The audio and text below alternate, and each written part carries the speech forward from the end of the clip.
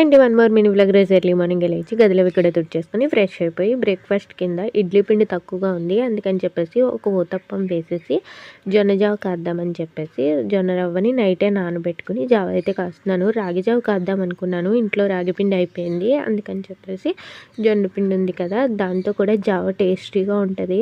Tiffin తినకపోయినా కానీ ఆ ఒక్క జావ తాగితే కడుపంతా నిండిపోయి మధ్యాహ్నం వరకు ఆకలే అనిపించదు.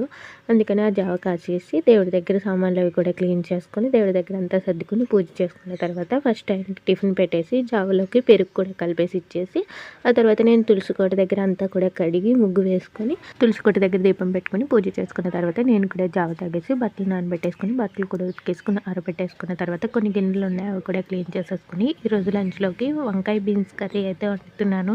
ఈ రెండింటి కాంబినేషన్ చాలా బాగుంటుంది. మీరు మీ లంచ్లోకి ఏం వండుతున్నారో కామెంట్ చేయండి ప్లీజ్. వీడియో నచ్చినట్లయితే లైక్ చేయండి. Thank you.